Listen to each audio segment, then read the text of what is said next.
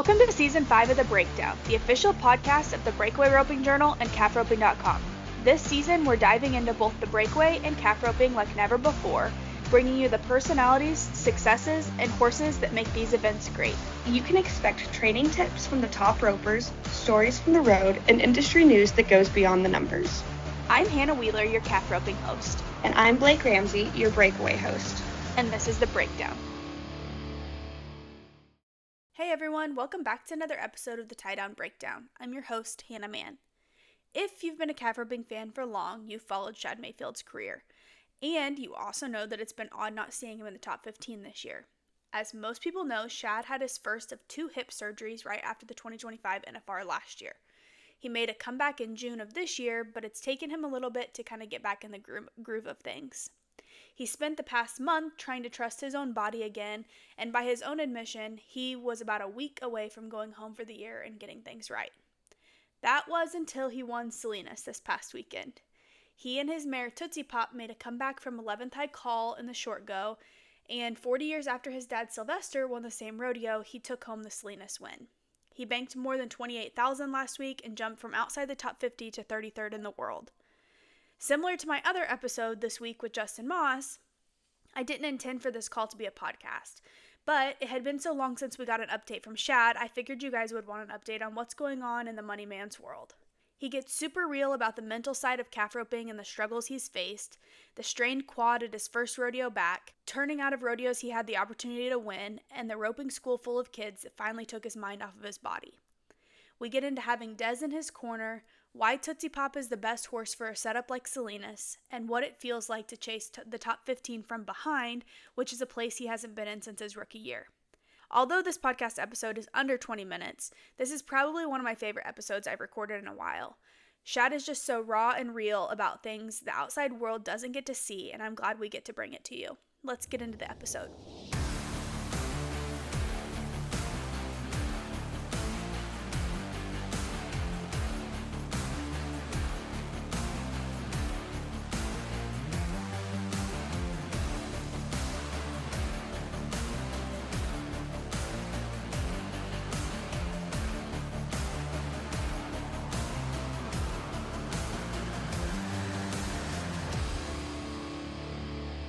Man, you kind of needed that. I did. Big time. I was to say, are your pockets feeling kind of heavy? Yeah, that's I'll take it. That's for dang sure. Yeah, for sure. That was your first win of the year, I guess. So, I mean, how's it feel for it to be at Salinas of all places? Oh, it feels great. That's been one of my favorite rodeos for a while. Last year I was 12th high call in the short round and ended up winning second, and then this year 11th high call and won it. So pretty cool rodeo. I've always wanted to get that buckle. My dad actually won the buckle 40 years before I just won it. So it was cool to go out there and do that. That makes it even cooler. You kind of talked about how obviously this is your comeback year and you kind of like being the comeback kid, I guess, so to speak. That's what just happened to Salinas. I mean, you were 11th high call, and then you come back and you win the whole damn thing. So kind of talk about how cool that is coming from behind and getting to do it. Oh yeah, so cool. I think you look at that short round. It wasn't no easy short round. You know that you got a lot of the best calf ropers there is, and for me to come out there 11th high call and just kind of put my statement down in a way. To let them know, like, hey guys, 2 hip surgeries, 7 months out. Give me a little time, and it just kind of put that little statement on things, and definitely helped me get my confidence back. You know that I could say, these guys, you know, you're competing against the best and coming back through all these trials, and you could still beat them. For sure, it was planes, trains, and automobiles for you this week between Salinas and Colorado Springs, and you got big checks out of both of them. Kind of talk about how it feels, you know, to be back in the groove of really rodeoing hard, and how much momentum you have out there whenever things are kind of going your way.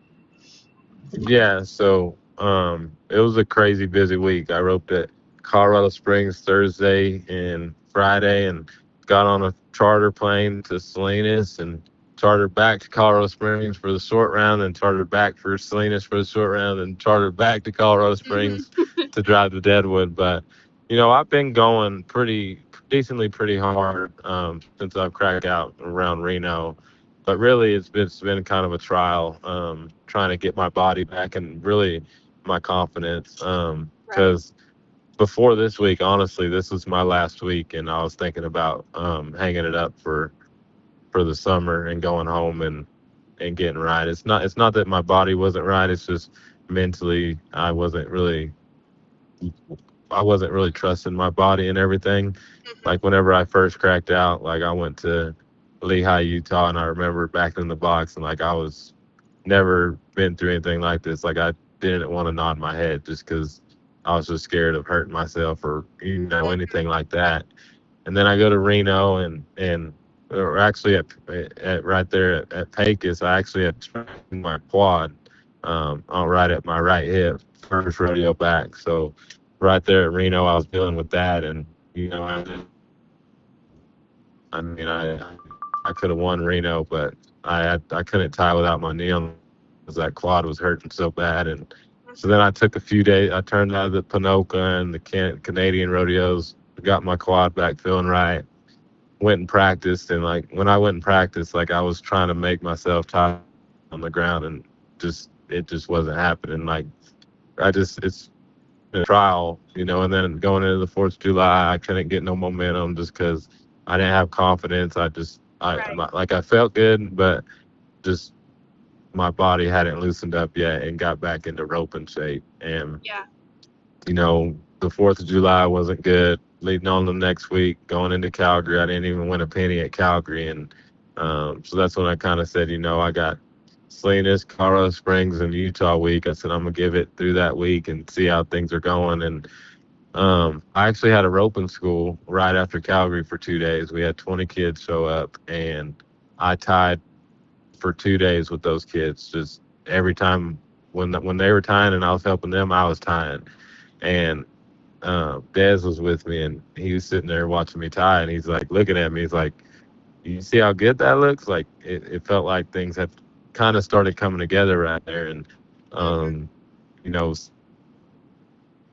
fun and doing things, and it took my mind off how my body was feeling, and just kind of let me just go out there and tie and stuff. And I felt like things kind of got back where they needed to be, and then that led into Colorado Springs, and I felt like the momentum kind of struck there, winning a check in the first round and took off from there. What did you say? You broke up for a second whenever you said that about your quad. Did you tear it or did you strain it? I strained my quad. Yeah. Okay. Just because the things were still just a little weak in there. Right. Coming back to, because when I was practicing at home, I never went 100%. I never went full contact. It was more, let's see how I'm feeling. And then once I did a full competition run at Pecos, I hurt myself first run back. Yeah, that makes sense. You talked about Dez at your roping school, and he was in the corner with you yesterday. He's a real positive guy, like good guy to have in your corner. Kind of talk about how that has helped too, with momentum of having the right people. I mean, you've always done a good job of surrounding yourself with people that uplift you, but especially right now, whenever you've been struggling, mentally to feel like your old self, how important is it to have somebody like Dez in your corner, literally and figuratively?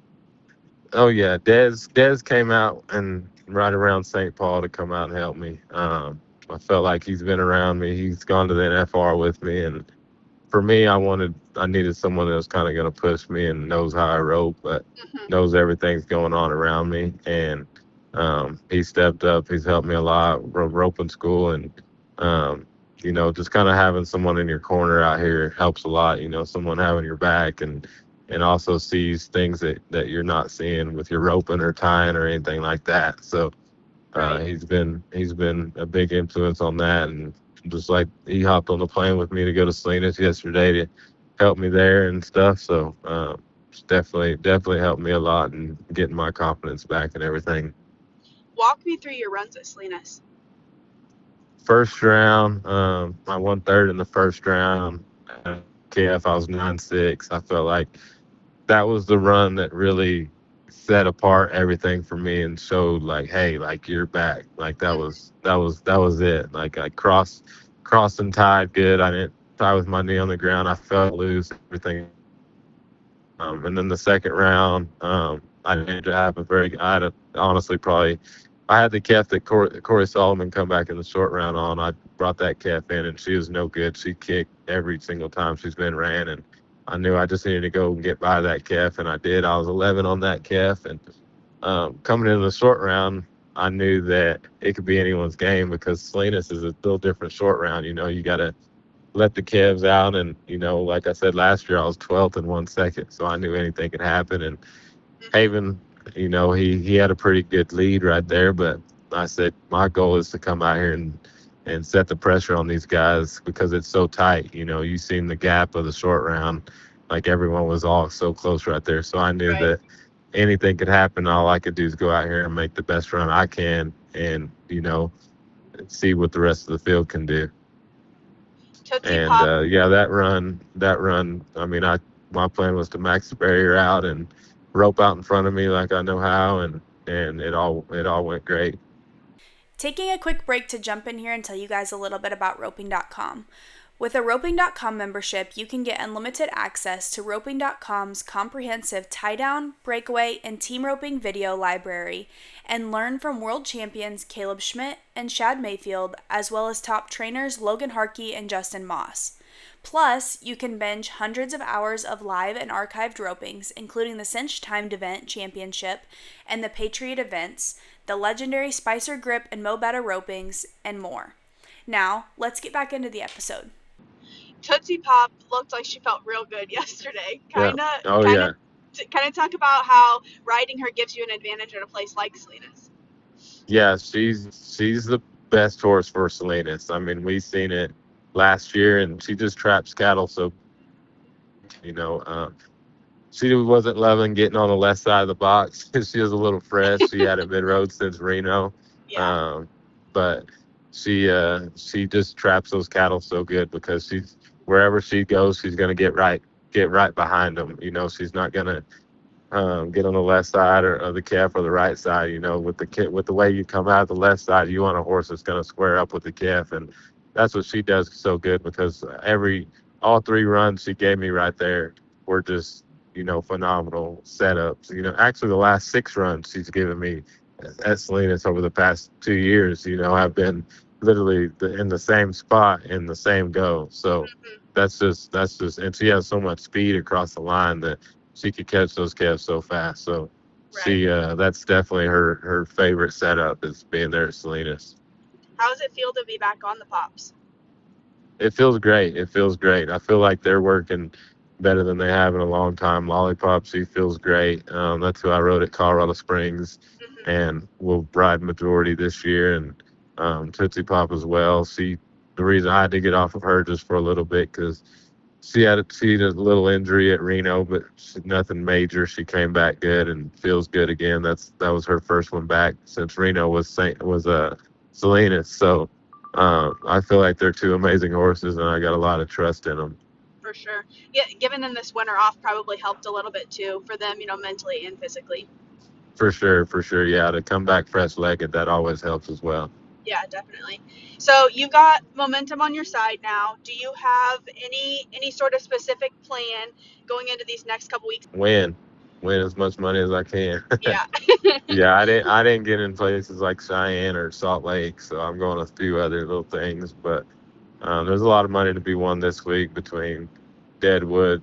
I'm going to Deadwood, Joseph, Spanish, and Ogden, and there's so much money to be won. So I'm just kind of roping with a chip on my shoulder, and I'm staying hooked all year. And I think that since I won second at Colorado Springs and Haven probably already in Puyallup, I think that gave me an exemption to get into Puyallup and so I know that being able to get in Puyallup is big because then I could maybe go on to Sioux Falls. So just trying to win as much as I can and win and try to climb the standings. Is it tougher on you, do you feel like, mentally? I mean, I know we've talked about the mental block side of things that you've been experiencing, but you're coming from a place, that you haven't been ever, really, I guess, Uh-huh. of where you're having to play catch up here at the end of the year, whereas most of the time you don't really have to pay attention to the standings or, the tour standing stuff. Are you having to pay attention a little bit more to that? And how is that affecting you, if it is at all? I can't. I just try to control what I can do right now, and that's just winning as Right. much money as I can roping. If I'm not winning, then I can't. I ain't got no business looking at the standings or tour standings or Right. any of that. So, I I feel like there's so much more money to be won, and last time I was on a bubble race was my rookie year. I haven't had to go through it at all, but it's kind of gives you more of an excitement thrill than just being out here rodeo and knowing you already got it made, because I'm trying to define all the odds and show people I can come back at any time and still make it. And this week kind of gave me the confidence to know that I can do that, because before that I was a little worried, not that I couldn't do it, but just didn't feel like my body was ready to do it. And trusting myself again. And now that I know that I trust myself and feel good, I feel like I could easily do whatever I want to do.